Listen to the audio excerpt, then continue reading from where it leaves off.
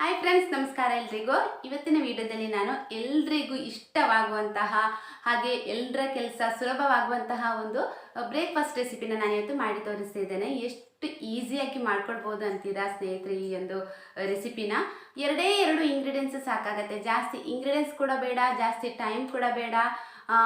ಬೇಗನೆ ಈ ಒಂದು ರೆಸಿಪಿನ ನಮಗೆ ಮಾಡ್ಕೊಳ್ಬೋದು. ಅಂದರೆ ಇವಾಗೆಲ್ಲ ಏನಾಗುತ್ತೆ ಅಂತ ಹೇಳಿದರೆ ಬೇಸಿಗೆಗಾಲ ಬಂತಲ್ವಾ, ಬೇಸಿಗೆಗಾಲ ಬಂದ ಕೂಡಲೇ ಈ ಕರೆಂಟ್ ಎಲ್ಲ ಕಟ್ ಮಾಡ್ತಾರೆ, ಪವರ್ ಕಟ್ ಮಾಡ್ತಾರೆ. ಬೆಳಿಗ್ಗೆ ಹೊತ್ತು ನಮ್ಮ ಕಡೆ ಎಲ್ಲ ಹೆಚ್ಚಾಗಿ ಬೆಳಿಗ್ಗೆ ಹೊತ್ತು ಹೇಳ್ಬೇಕಾದ್ರೆ ಕರೆಂಟ್ ಇರಲ್ಲ ನೋಡಿ. ಆವಾಗ ನಾವು ಯಾವಾಗಲೂ ಇಡ್ಲಿ ದೋಸೆ ಹಿಟ್ಟನ್ನು ರುಬ್ಬಿಟ್ಟು ಎಷ್ಟು ಮಾಡೋದಲ್ವ, ಎಷ್ಟು ತಿಂದದನ್ನೇ ತಿನ್ನೋದಕ್ಕೂ ಬೇಜಾರಾಗತ್ತೆ. ಅದಕ್ಕೋಸ್ಕರ ತುಂಬ ಒಂದು ಈಸಿಯಾಗಿ ನಾನು ಹಿಂದಿನ ದಿನವೇ ಹಿಟ್ಟು ರುಬ್ಬಿಟ್ಟು ಸಾಫ್ಟ್ ದೋಸೆ ಯಾವ ರೀತಿ ಮಾಡೋದು ಅಂತೇಳಿ ತೋರಿಸ್ಕೊಡ್ತಾ ಇದ್ದೇನೆ. ಸಾಫ್ಟ್ ದೋಸೆ ಅಂದ್ಕೂಡಲೇ ನೀವು ಅಂದ್ಕೊಳ್ಬೋದು ಉದ್ದಿನ ಬೇಳೆ ಹಾಕಿ ಮಾಡುವಂತಹ ದೋಸೆ ಅಂತೇಳಿ. ಖಂಡಿತವಾಗ್ಲೂ ಇಲ್ಲ. ಉದ್ದಿನ ಬೇಳೆ ಎಲ್ಲ ಏನು ಹಾಕದೆ ಎರಡೇ ಎರಡು ಇಂಗ್ರೀಡಿಯೆಂಟ್ಸ್ನ ಹಾಕಿಬಿಟ್ಟು ಈ ಒಂದು ರೆಸಿಪಿನ ನಾನು ನಿಮಗೆ ಮಾಡಿ ತೋರಿಸ್ತಾ ಇದ್ದೇನೆ. ಓಕೆ ಸ್ನೇಹಿತರೆ, ಹಾಗಾದರೆ ಬನ್ನಿ ಈ ಒಂದು ರೆಸಿಪಿನ ಯಾವ ರೀತಿ ಮಾಡೋದು ಅನ್ನೋದನ್ನ ನೋಡ್ಕೊಳ್ಳೋಣ. ಈ ದೋಸೆಗೆ ನಾನಿಲ್ಲಿ ಮಾಮೂಲಿಯಾಗಿ ನಾವು ದೋಸೆ ಮಾಡುವ ಅಕ್ಕಿ ಇದೆ ಅಲ್ವಾ, ದೋಸೆ ಎಲ್ಲ ಮಾಡ್ತೀವಿ ನೋಡಿ, ಮಾಮೂಲಿಯಾಗಿ ಬೆಳ್ತಿಗೆ ಅಕ್ಕಿನ ನಾವು ಉಪಯೋಗಿಸ್ತೀವಲ್ವಾ, ಅದೇ ಅಕ್ಕಿನ ನಾನು ತಗೊಂಡಿದ್ದೇನೆ. 2 ಕಪ್ ಅಕ್ಕಿನ ನಾನು ಒಂದು 5 ಗಂಟೆ ಹೊತ್ತು ನೀರಲ್ಲಿ ನೆನೆಸಿಟ್ಕೊಂಡಿದ್ದೇನೆ. ನೀವು ರಾತ್ರಿ ಹೊತ್ತು ರುಬ್ತಿರಾದರೆ ಒಂದು ಮಧ್ಯಾಹ್ನ ಹೊತ್ತಿಗೆ ನೀರಲ್ಲಿ ಹಾಕಿಟ್ಟರೆ ಒಳ್ಳೆಯದು. 5 ಗಂಟೆ ಹೊತ್ತಾದರೂ ನೀರಲ್ಲಿ ನೆನಿಬೇಕು. ಈಗ ಎಷ್ಟು 2 ಕಪ್ ನಾನು ಅಕ್ಕಿ ತೊಗೊಂಡಿದ್ದೀನಲ್ವ, ಅದೇ ಕಪ್ನಲ್ಲಿ 1 ಕಪ್ನಷ್ಟು ಬೆಳ್ತಿಗೆ ಅಕ್ಕಿ ಅನ್ನನ ತೊಗೊಂಡಿದ್ದೇನೆ. ಬೆಳ್ತಿಗೆ ಅಕ್ಕಿ ಅನ್ನದ ಬದಲಾಗಿ ಕುಚ್ಚಲಕ್ಕಿ ಅನ್ನ ಹಾಕ್ಬೋದಾ ಅಂತ ಕೇಳಿದರೆ ಅದು ಹಾಕೋದಕ್ಕೆ ಹೋಗಬೇಡಿ, ಅಷ್ಟೊಂದು ಚೆನ್ನಾಗಿ ಬರಲ್ಲ. ಕರೆಕ್ಟಾದ ಒಂದು ಮೆಜರ್ಮೆಂಟ್ ಅಂತ ಹೇಳಿದರೆ 2 ಕಪ್ ಅಕ್ಕಿಗೆ 1 ಕಪ್ ಅನ್ನ. ಇದನ್ನು ಯಾರು ಕೂಡ ಮರಿಬೇಡಿ, ಇದೊಂದು ಪರ್ಫೆಕ್ಟ್ ಆದಂತಹ ಅಳತೆ ಅಂತಲೇ ಹೇಳ್ಬೋದು. ಈಗ ಇದನ್ನು ಈ ಅಕ್ಕಿ ಮತ್ತು ಅನ್ನವನ್ನು ಒಟ್ಟಿಗೆ ಮಿಕ್ಸಿ ಜಾರಿಗೆ ಹಾಕಿಬಿಟ್ಟು ರುಬ್ತಾ ಇದ್ದೇನೆ. ನೀವು ಜಾಸ್ತಿ ಕ್ವಾಂಟಿಟಿಯಲ್ಲಿ ತೊಗೊಳ್ತೀರಾದರೆ 2 ಟೈಮ್ಸ್ ಹಾಕ್ಕೊಳ್ಳಿ, ಆದರೆ ಅಕ್ಕಿ ಜೊತೆನೇ ಅನ್ನನ ಹಾಕಿ ಸ್ವಲ್ಪ ಸ್ವಲ್ಪ ಹಾಕಿಬಿಟ್ಟು ರುಬ್ಕೊಳ್ಳಿ. ಈಗ ನಾನು ಮಿಕ್ಸಿ ಜಾರಿಗೆ ಒಂದೇ ಸಲಕ್ಕೆ ಹಾಕಿ ಒಂದು ಅರ್ಧ ಗ್ಲಾಸ್ ನೀರು ಹಾಕಿಬಿಟ್ಟು ರುಬ್ತಾ ಇದ್ದೇನೆ. ಎಷ್ಟು ಸ್ಮೂತಾಗಿ ರುಬ್ತೀರಿ ನೋಡಿ, ಅಷ್ಟು ಒಳ್ಳೆಯದು, ಅಷ್ಟು ಸಾಫ್ಟ್ ಆಗುತ್ತೆ ದೋಸೆ. ಈಗ ಹಿಟ್ಟು ರುಬ್ಕೊಂಡದಾಗಿದೆ. ಇವಾಗ ಒಂದು ಬೌಲಿಗೆ ನಾನಿಲ್ಲಿ ಹಾಕ್ತಾ ಇದ್ದೇನೆ.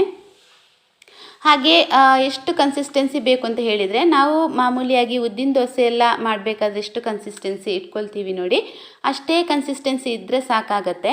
ಅದಕ್ಕಿಂತ ತೆಳ್ಳಗೂ ಬೇಡ, ದಪ್ಪಗೂ ಬೇಡ. ಇವಾಗ ನೋಡಿ ಸಾಧಾರಣ ಒಂದು ಇಷ್ಟು ಕನ್ಸಿಸ್ಟೆನ್ಸಿ ಬಂದಿದೆ. ಈಗ ನಾನು ಇದಕ್ಕೆ ಯಾವುದೇ ನೀರು ಸೇರಿಸಲಿಕ್ಕೆ ಹೋಗಲಿಲ್ಲ. ಸರಿಯಾಗಿ ಒಂದು ಸಲ ಮಿಕ್ಸ್ ಮಾಡಿದ ನಂತರ ಒಂದು ಸ್ವಲ್ಪ ನೀರು ಕಡಿಮೆ ಅಂತ ಅನಿಸ್ತು ನನಗೆ.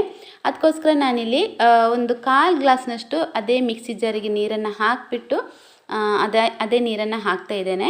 ಒಂದು 1/4 ಗ್ಲಾಸ್ ಹಾಕಿದರೆ ಸಾಕು, ಜಾಸ್ತಿ ಏನೂ ಹಾಕೋದು ಬೇಡ. ಇವಾಗ ಒಂದು ಸಲ ನೀಟಾಗಿ ಮಿಕ್ಸ್ ಮಾಡ್ಕೊಳ್ಬೇಕು. ಇನ್ನು ಇದಕ್ಕೆ ಯಾವುದೇ ರೀತಿಯಾದಂತಹ ಇಂಗ್ರೀಡಿಯೆಂಟ್ಸ್ ಎಲ್ಲ ಸೇರಿಸ್ಲಿಕ್ಕಿಲ್ಲ. ಈಗ ಉಪ್ಪೆಲ್ಲ ಏನು ಹಾಕೋದು ಬೇಡ, ಬೆಳಿಗ್ಗೆ ಹೊತ್ತು ಉಪ್ಪು ಹಾಕಿದರೆ ಸಾಕಾಗತ್ತೆ.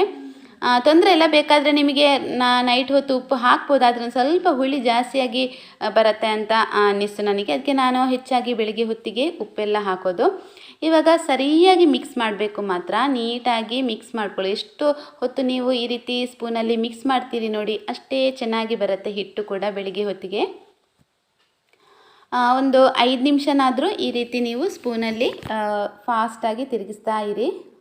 ನಾವು ಉದ್ದಿನ ದೋಸೆ ಇಡ್ಲಿ ಎಲ್ಲ ಮಾಡಬೇಕಾದ್ರೂ ಅಷ್ಟೇ ಅಲ್ವಾ, ತುಂಬ ಹೊತ್ತು ಹಿಟ್ಟು ಈ ರೀತಿ ಸ್ಪೂನ್ ಹಾಕಿಬಿಟ್ಟು ತಿರುಗಿಸ್ತೇವೆ, ಚೆನ್ನಾಗಿ ಹಿಟ್ಟು ಹುಳಿ ಬರಲಿ ಅಂತ ಅಂದ್ಬಿಟ್ಟು. ಇವಾಗ ನೋಡಿ ಪರ್ಫೆಕ್ಟ್ ಆದಂಥ ಕನ್ಸಿಸ್ಟೆನ್ಸಿ ಇದು. ಇನ್ನೂ ಬೇಕಾದರೆ ದಪ್ಪಗಾದರೂ ಕೂಡ ಬೆಳಿಗ್ಗೆ ಹೊತ್ತು ನೀರು ಹಾಕಿದರೆ ಸಾಕಾಗತ್ತೆ. ಇವಾಗ ನನಗೆ ಒಂದು ಕರೆಕ್ಟ್ ಅಂತ ಅನ್ನಿಸ್ತು, ಇಷ್ಟು ಸಾಕು. ಇನ್ನು ಒಂದು ಮುಚ್ಚಳನ ಮುಚ್ಚಿಬಿಟ್ಟು ಇದನ್ನು ನಾನು ನೈಟ್ ಹೊತ್ತು ನಾನು ರುಬ್ಕೊಂಡಿದ್ದೀನಿ ಅಕ್ಕಿ, ಬೆಳಿಗ್ಗೆ ಹೊತ್ತಿಗೆ ದೋಸೆ ಒಯ್ತೀನಿ. ಹಾಗೆ ನಿಮಗೆ ಟೈಮಿಂಗ್ಸ್ ಹೇಳಬೇಕಾದ್ರೆ 6 ಗಂಟೆ ಹೊತ್ತಾದರೂ ಬೇಕೇ ಬೇಕು ಈ ಹಿಟ್ಟು ಹುಳಿ ಬರೋದಕ್ಕೆ. 6 ಗಂಟೆಗಿಂತ ಜಾಸ್ತಿ ಟೈಮ್ ಆದರೂ ಪರವಾಗಿಲ್ಲ. ಓಕೆ, ಇವಾಗ ನಾನು ಬೆಳಿಗ್ಗೆ ಹೊತ್ತು ನಿಮಗೆ ತೋರಿಸ್ತಾ ಇದ್ದೀನಿ ನೋಡಿ, ಚೆನ್ನಾಗಿ ಹಿಟ್ಟು ಹುಳಿ ಬಂದಿದೆ. ನಿಮಗೆ ಕಾಣ್ತಾ ಇರ್ಬೋದು ಸ್ನೇಹಿತರೆ, ಉದ್ದಿನ ಹಿಟ್ಟು ಹೇಗೆ ಬರುತ್ತೆ ನೋಡಿ, ಅದೇ ರೀತಿ ಕಾಣ್ತಾ ಉಂಟು. ಅನ್ನ ಹಾಕಿದ್ದೀವಲ್ವಾ, ಅದರಿಂದ ಸೇಮ್ ಉದ್ದಿನ ದೋಸೆ ಥರನೇ, ಉದ್ದಿನ ಹಿಟ್ಟಿನ ಥರನೇ ಬಂದಿದೆ. ಇವಾಗ ಇದಕ್ಕೆ ಸ್ವಲ್ಪ ನೀರು ಹಾಕ್ಕೊಂಡಿದ್ದೇನೆ ನಾನು, ಸ್ವಲ್ಪ ದಪ್ಪ ಅಂತ ಅನ್ನಿಸ್ತು ನನಗೆ. ಅಂದರೆ ಇಡ್ಲಿ ಹಿಟ್ಟಿನ ಹದಕ್ಕಿತ್ತಿದ್ದು, ಅದಕ್ಕೋಸ್ಕರ ಒಂದು ಸ್ವಲ್ಪ ನೀರು ಹಾಕಿಬಿಟ್ಟು ಹಾಗೆ ರುಚಿಗೆ ಬೇಕಾದಷ್ಟು ಉಪ್ಪು ಹಾಕಿಬಿಟ್ಟು ನಾನಿಲ್ಲಿ ಮಿಕ್ಸ್ ಮಾಡ್ತಾಯಿದ್ದೇನೆ. ಈಗ ನೀವು ಕನ್ಸಿಸ್ಟೆನ್ಸಿ ನೋಡ್ಕೊಳ್ಳಿ ಸ್ನೇಹಿತರೆ, ಕರೆಕ್ಟಾದಂತಹ ಕನ್ಸಿಸ್ಟೆನ್ಸಿ ಇದು, ಇಷ್ಟೇ ದಪ್ಪಗಿರಲಿ. ಓಕೆ, ಇವಾಗ ಒಂದು ಕಾವಲಿನ ನಾನು ಬಿಸಿಯಾಗ್ಲಿಕ್ಕೆ ಇಟ್ಟಿದ್ದೇನೆ. ಹಾಗೆ ಅದಕ್ಕೆ ನಾನು ಯೂಸ್ ಮಾಡುವಂತಹ ಆಯಿಲ್ನ ಕೂಡ ನೀಟಾಗಿ ಅಪ್ಲೈ ಮಾಡ್ಕೊಂಡಿದ್ದೇನೆ. ಅಪ್ಲೈ ಮಾಡಿಬಿಟ್ಟು ಈ ರೀತಿ ಮಧ್ಯಭಾಗಕ್ಕೆ ನೀವು ಹಿಟ್ಟನ್ನು ಹೊಯ್ದುಬಿಟ್ಟು ಜಸ್ಟ್ ನೀವು ಪ್ರೆಸ್ ಮಾಡಿದರೆ ಸಾಕು. ಜಾಸ್ತಿ ಪ್ರೆಸ್ ಮಾಡಿ ಬಿಡಿಸ್ಲಿಕ್ಕೆಲ್ಲ ಹೋಗಬೇಡಿ, ಅದು ದೋಸೆ ಬದಲಿಗೆ ರೊಟ್ಟಿಯಾಗಿ ಹೋಗುತ್ತೆ. ಮಧ್ಯಭಾಗಕ್ಕೆ ಈ ರೀತಿ ಹಿಟ್ಟನ್ನು ಹಾಕಿಬಿಟ್ಟು ನೀವು ಜಸ್ಟ್ ಪ್ರೆಸ್ ಮಾಡಿದರೆ ಸಾಕಾಗುತ್ತೆ. ಕಾಣ್ತಾ ಇರ್ಬೋದು ಸ್ನೇಹಿತರೆ ನಿಮಗೆ ಎಷ್ಟು ಚೆನ್ನಾಗಿ ಕಣ್ಣು ಬಿದ್ದಿದೆ ನೋಡಿ. ತುಂಬ ಚೆನ್ನಾಗಿ ಈ ದೋಸೆ ರೆಡಿ ಆಗುತ್ತೆ. ಓಕೆ, ಇವಾಗ ಒಂದು ದೋಸೆ ಮಾಡಿದ್ದಾಗಿದೆ. ಇನ್ನೊಂದು ದೋಸೆ ನಾನು ನಿಮಗೆ ಅದೇ ರೀತಿ ಮಾಡಿ ತೋರಿಸ್ತೇನೆ. ಇದರ ಜೊತೆಗೆ ಚಿಕನ್ ಸಾರು, ಮೀನಿನ ಸಾರು ಎಲ್ಲ ಇದ್ದರೆ ತುಂಬಾ ಚೆನ್ನಾಗಿರುತ್ತೆ. ಯಾವುದೇ ರೀತಿಯಾದಂತಹ ತರಕಾರಿ ಸಾಂಬಾರಿಗೆ ಕೂಡ ಇದು ಚೆನ್ನಾಗಿರುತ್ತೆ. ಚಟ್ನಿಗೆ ಮಾತ್ರ ಅಷ್ಟೊಂದು ಚೆನ್ನಾಗಿ ಇರಲ್ಲ. ಈ ದೋಸೆ ಜೊತೆ ಚಟ್ನಿ ಕಾಂಬಿನೇಷನ್ ಮಾಡಿದರೆ ಅಷ್ಟೊಂದು ಚೆನ್ನಾಗಿದೆ ಅಂತ ಅನಿಸಲ್ಲ ನನಗೆ. ಅದರ ಬದಲಾಗಿ ಯಾವುದೇ ರೀತಿಯಾದಂತಹ ಸಾರೆಲ್ಲ ಇದ್ದರೆ ತುಂಬಾ ಚೆನ್ನಾಗಿರುತ್ತೆ. ಈಗ ವಾಪಸ್ ಇನ್ನೊಂದು ದೋಸೆ ನಾನು ನಿಮಗೆ ಮಾಡಿ ತೋರಿಸ್ತಾ ಇದ್ದೇನೆ ನೋಡಿ. ರೌಂಡ್ ಶೇಪಿಗೆ ನೀವು ಶೇಪ್ ಕೊಟ್ಟರೆ ಸಾಕು. ಇವಾಗ ನೋಡಿ ಎಷ್ಟು ಚೆನ್ನಾಗಿ ಅದರಲ್ಲಿ ಈ ಕಣ್ಣು ಬೀಳ್ತದೆ ನೋಡಿ. ನಮಗೆ ಉದ್ದಿನ ದೋಸೆಗಿಂತ ಕೂಡ ಚೆನ್ನಾಗಿ ಈ ರೀತಿ ಕಣ್ಣು ಬೀಳ್ತದೆ ನೋಡಿ. ತುಂಬಾ ಚೆನ್ನಾಗಿರುತ್ತೆ ಸ್ನೇಹಿತರೆ. ಈ ಒಂದು ದೋಸೆನ ನೀವು ಟ್ರೈ ಮಾಡಿ ಮನೆಯಲ್ಲಿ, ಏನು ಕಷ್ಟ ಇಲ್ಲ ಅಲ್ವಾ, ತುಂಬ ಈಸಿಯಾಗಿ ಮಾಡ್ಕೊಳ್ಬೋದು. ಅದಕ್ಕೋಸ್ಕರ ಎಲ್ಲರೂ ಕೂಡ ಒಂದು ಸಲ ಟ್ರೈ ಮಾಡಿ ನೋಡಿ.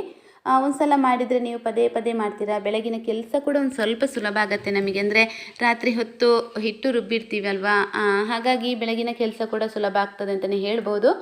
ಓಕೆ ಸ್ನೇಹಿತರೆ, ಇವತ್ತಿನ ನನ್ನ ಈ ಒಂದು ರೆಸಿಪಿ ನಿಮಗೆ ಇಷ್ಟ ಆಗಿರ್ಬೋದು ಅಂತ ಭಾವಿಸ್ತೇನೆ ನಾನು. ಇಷ್ಟ ಆಗಿದ್ದರೆ ಪ್ಲೀಸ್ ನನ್ನ ವೀಡಿಯೋಗೊಂದು ಲೈಕ್ ಮಾಡೋದನ್ನ ಮಾತ್ರ ಮರಿಬೇಡಿ.